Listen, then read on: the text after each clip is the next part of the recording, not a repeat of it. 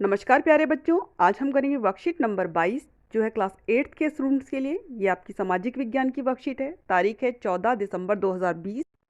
बेटा आज की जो वर्कशीट है आपकी हिस्ट्री के चैप्टर नंबर 5 जब जनता बगावत करती है 1857 और उसके बाद से संबंधित है। बच्चों जैसा कि आप जानते ही हो कि अंग्रेज हमारे देश में क्यों आए थे, व्यापार करने के लिए। फिर उन्होंने यहाँ पर देखा कि यहाँ के जो राजा हैं उनमें आपस में जो है बनती नहीं है, उसका फ़ायदा उन्होंने उठाया और धीरे धीरे करके हमारे पूरे देश पर उन्होंने कब्जा कर लिया। और अपनी सत्ता स्थापित करने के बाद उन्होंने यहाँ के जो किसान थे, व्यापारी थे, कारीगर थे, स्थानीय शासक थे, उनका शोषण शुरू कर दिया। वे किसानों से बहुत ऊंची दर पर जो है कर लेते थे, यानी टैक्स लेते थे। और तो और सूखा और बाढ़ की स्थिति में भी जब उनकी फसलें खराब हो जाती तब भी किसानों को टैक्स देने के लिए मजबूर किया जाता था। किसानों की हालत इतनी ख़राब थी कि उनके घर में खाने को नहीं था, जिसके कारण बहुत सारे जो किसान और उनके परिवार के लोग थे वो भूख के कारण मर जाते थे।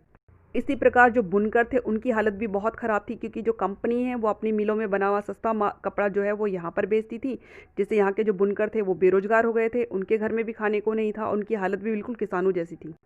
व्यापारी जो है वो अपनी मर्जी से कोई व्यापार नहीं कर सकते थे, वो भी बहुत दुखी थे। भारतीय राजा रानियां भी अंग्रेज़ों से बहुत दुखी थे, क्योंकि अंग्रेज़ों ने एक ऐसा नियम बना दिया था जिसके तहत कोई राजा अगर मर जाता है और उसका पुत्र नहीं है तो उसका जो राज्य है उस पर अंग्रेज़ कब्जा कर लेंगे। बेटा इन्हीं सब कारणों के चलते जो जनता थी उसके मन में ब्रिटिश शासन के प्रति असंतोष था, और जिसकी वजह से ही 1857 का विद्रोह हुआ। तो उसी पर आपका ये जो पाठ है वो आधारित है। जब जनता बगावत करती है तो किस तरह से ये विद्रोह शुरू हुआ, ठीक है, इसमें कौन कौन शामिल हुए, ये सब हम इस वर्कशीट के माध्यम से जानेंगे।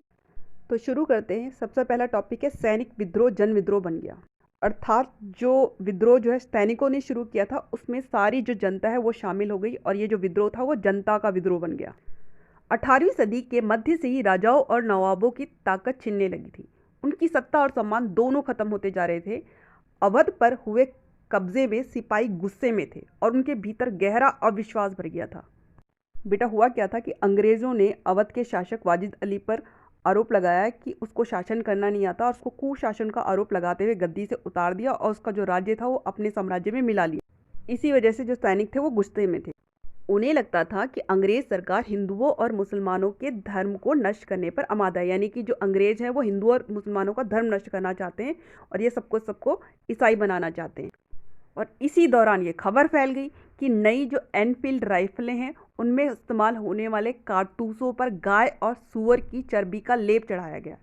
इससे हर एक रेजिमेंट में उत्तेजना का माहौल बन गया। बेटा था क्या कि ये जो कारतूस यानी गोली थी उसका इस्तेमाल करने से पहले इसको मुंह से इसके कवर को हटाना पड़ता था। अब इसके अंदर लगी होती थी गाय या सूअर की चर्बी। अब गाय जो है हिंदुओं के लिए पवित्र होती है और सूअर जो है मुसलमानों के लिए अपवित्र होता था। अब उसको मुंह से छीलना ये दोनों की धार्मिक भावनाओं के खिलाफ थे। इस वजह से जो है जितने भी सैनिक थे, जितनी भी सैनिक रेजिमेंट थी, उनमें एक उत्तेजना का माहौल हो गया था कि भाई हम तो इसको इस्तेमाल नहीं करेंगे। विद्रोह की शुरुआत युवा सिपाही मंगल पांडे ने की। 29 मार्च 1857 को युवा सिपाही मंगल पांडे को बैरकपुर, ये बंगाल में जगह है, पश्चिम बंगाल में, ठीक है, में अपने अफसरों पर हमला करने के आरोप में उनको फांसी पर लटका दिया गया। उसके बाद क्या हुआ, कुछ ही दिनों बाद 9 मई को मेरठ में 85 सिपाहियों को फौजी अभ्यास से इनकार करने के कारण नौकरी से निकाल दिया गया। यानी जिन सिपाहियों ने कहा कि हम ये जो फौजी अभ्यास है ये नहीं करेंगे, उनको नौकरी से बाहर निकाल दिया, और अफसरों का हुक्म न मानने के आरोप में उनको 10-10 साल की सज़ा भी दी गई। अगले ही दिन यानी कि 10 मई को सिपाहियों ने मेरठ की जेल पर धावा बोलकर वहाँ बंद सिपाहियों को आज़ाद करा लिया। उन्होंने अंग्रेज़ों पर हमला किया और बंदूक और हथियार कब्जे में ले लिए और अंग्रेज़ों की इमारतों और संपत्तियों को आग के हवाले कर दिया। फिर उसके बाद 10 मई की रात को ही सिपाहियों की एक टोली घोड़ों पर सवार होकर मुंह अंधेरे मतलब अंधेरे में, रात के टाइम अंधेरे के समय में ही दिल्ली पहुंच गई। जैसे ही उनके आने की खबर फैली, दिल्ली में तैनात टुकड़ियों ने भी बगावत कर दी। सिपाहियों ने बहादुर शाह जफर को अपना नेता घोषित कर दिया और बादशाह को सिपाहियों की ये मांग माननी पड़ी। उन्होंने देश भर के मुखियाओं और शासकों को चिट्ठी लिखकर अंग्रेज़ों से लड़ने के लिए भारतीय राज्यों का एक संघ बनाने का आह्वान किया। बहादुर शाह जफर के इस एकमात्र कदम के गहरे परिणाम सामने आए। इस समर्थन से छोटे शासकों और रजवाड़ों को ये लगता था कि अगर मुगल बादशाह दोबारा शासन स्थापित कर ले तो वे दोबारा अपने इलाकों का शासन बेफिक्र होकर चलाने लगेंगे। बेटा अभी आपने देखा कि किस तरह सिपाहियों से शुरू हुआ विद्रोह जो है वो दिल्ली पहुंच गया और दिल्ली से ये जो विद्रोह है ये पूरे देश में फैलने लगा। ठीक है, तो अब हम इस पैराग्राफ में देखेंगे कि किस तरह से ये जो विद्रोह था वो पूरे देश में फैला और इसमें किन किन राजा रानियों ने भाग लिया। बगावत फैलने लगी। अंग्रेजों को इन घटनाओं की उम्मीद नहीं थी। उन्हें लगता था कि कारतूसों के मुद्दे पर पैदा हुई उथल पुथल कुछ समय में ही शांत हो जाएगी, लेकिन बादशाह के समर्थन के बाद स्थिति रातों रात बदल गई। दिल्ली से अंग्रेजों के पैर उखड़ने के एक हफ्ते बाद विद्रोहों का सिलसिला शुरू हो गया।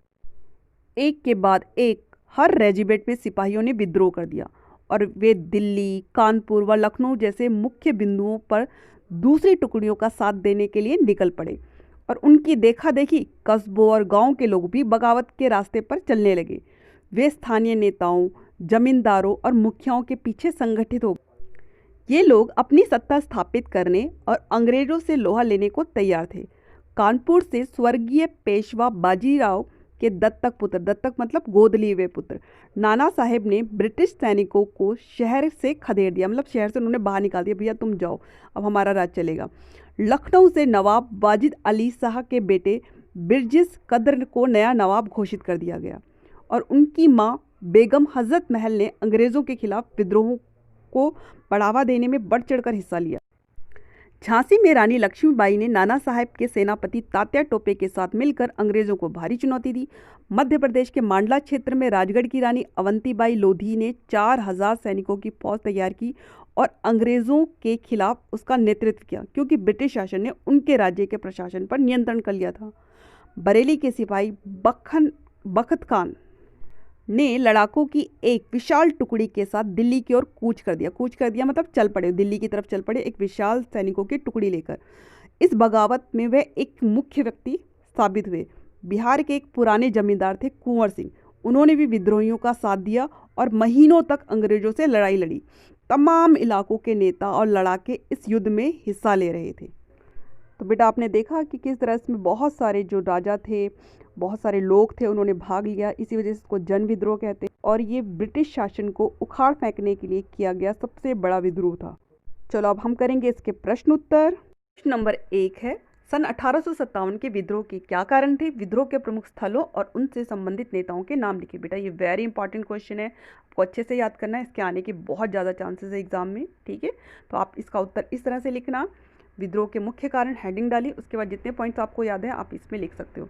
पहला है अंग्रेजों की किसान विरोधी भू राजस्व नीतियाँ। भू राजस्व मतलब लगान संबंधी जो नीतियाँ थी वो किसान विरोधी थी। उन्होंने किसानों पर बहुत अधिक लगान लगा रखे थे, उनसे सख्ती से वसूल करते थे।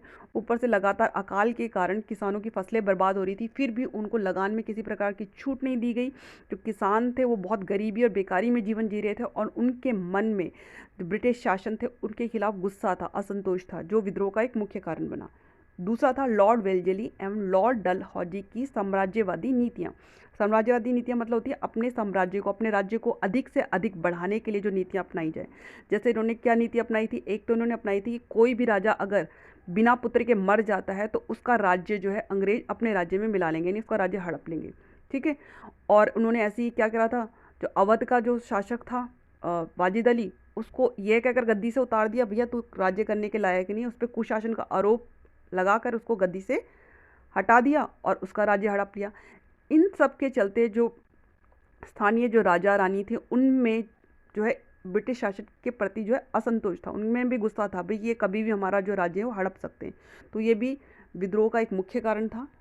तीसरा था अंग्रेजों की दोषपूर्ण औद्योगिक नीति, जिसके कारण जो भारतीय कुटीर उद्योग थे वो बर्बाद हो रहे थे। मैंने बताया था आपको पहले कि उन्होंने क्या करा था, वो अपने यहाँ का जो मिलों में बनने वाला, ठीक है, इंग्लैंड की मिलों में कपड़ा बन रहा था उसको यहाँ आयात करके लेके आते थे, वो सस्ता पड़ता था, वो उसको यहाँ पर बेचते थे, जिससे यहाँ के जो कारीगर थे, बुनकर थे लाखों, वो बेकार हो गए, उनका काम धंधा छिन गया और यहाँ के जो कुटीर उद्योग धंधे थे, जो छोटे छोटे उद्योग धंधे थे, वो बर्बाद हो रहे थे और कारीगर जो है वो बर्बाद हो रहे थे। चौथा है भारतीयों को जानबूझकर ऊंचे पदों एवं अच्छे वेतन की नौकरियों से दूर रखने की जो उन्होंने नीतियां बनाई थी, उसकी वजह से जो भारतीय युवा था, जो पढ़ा लिखा युवा था, जो आगे बढ़ना चाहता था, तरक्की करना चाहता था, उसके मन में जो है असंतोष था। ठीक है, उसको भी ब्रिटिश शासकों के प्रति उसके मन में भी गुस्सा था कि इनके रहते तो हम आगे बढ़ ही नहीं सकते। ठीक है, चलो अब आगे चलते हैं। प्रश्न का जो दूसरा पार्ट था कि विद्रोह के प्रमुख स्थल और उससे संबंधित नेता, तो आप इस तरह से टेबल बना लेना। जैसे कानपुर में नाना साहेब थे, लखनऊ में जो विद्रोह था उसका नेतृत्व हज़रत महल ने किया था, झांसी में रानी लक्ष्मीबाई ने किया था, और दिल्ली में बहादुर शाह जफर थे, बरेली में बख्त खान थे। देखो अगर गलती हो जाती है तो आपको सिंगल कटिंग करनी है, ठीक है, खचर पचर नहीं करना। और ऐसी राजगढ़ में अवंतीबाई लोधी। ठीक है, चलो अब अगले प्रश्न की तरफ चलते हैं। प्रश्न नंबर 2 है, ये बहुत ही आसान है कि मुगल सम्राट विद्रोहियों का समर्थन करने के लिए क्यों तैयार हो गए, सोचकर लिखिए। तो इसका उत्तर है सैनिकों के दबाव व जन भावनाओं के कारण मुगल सम्राट बहादुर शाह जफर विद्रोहियों का समर्थन करने के लिए तैयार हो गए। प्रश्न नंबर 3 है, बहादुर शाह जफर के समर्थन से सैनिक विद्रोह को किस प्रकार बल मिला। तो इसका उत्तर है पहला पॉइंट, बहादुर शाह जफर के समर्थन से जनता बहुत उत्साहित हुई, इससे उन्हें आगे बढ़ने की हिम्मत, उम्मीद और आत्मविश्वास मिला। दूसरा है, ब्रिटिश शासन के विस्तार से भयभीत बहुत सारे शासकों को लगने लगा कि अब फिर से मुगल बादशाह अपना शासन स्थापित कर लेंगे, जिससे वे बेफिक्र होकर शासन चला सकेंगे, इसलिए वे भी इस विद्रोह में शामिल हो गए। चलो अब अगले प्रश्न की तरफ चलते। प्रश्न नंबर 4 है, कल्पना कीजिए कि आप कंपनी की सेना में सिपाही हैं, विद्रोह के बारे में अपने विचार लिखिए। तो उत्तर है हमारी रेजिमेंट ने भी, आप एक सैनिक की तरह लिख रहे हो, ठीक है, हमारी रेजिमेंट ने भी ब्रिटिश हुकूमत के खिलाफ बगावत कर दी है, मैं भी इसमें शामिल हूँ। चारों तरफ से विद्रोह की खबरें आ रही हैं। बहादुर शाह जफर के नेतृत्व में बहुत सारे छोटे बड़े राजा रानी, नवाब, किसान, जमींदार, व्यापारी सभी इस विद्रोह में भाग ले रहे हैं, और मुझे पूरा यकीन है कि हम सब मिलकर अंग्रेज़ों को हरा देंगे और इन अत्याचारी अंग्रेज़ों को हमारा देश छोड़कर जाना ही होगा। ठीक है, चलो ये आपका उत्तर हो गया। अब इनको अपनी कॉपी में कीजिए, को याद भी करना, ठीक है, मन लगा के पढ़ो और अच्छे अच्छे नंबर लेके आओ। बाय बच्चों।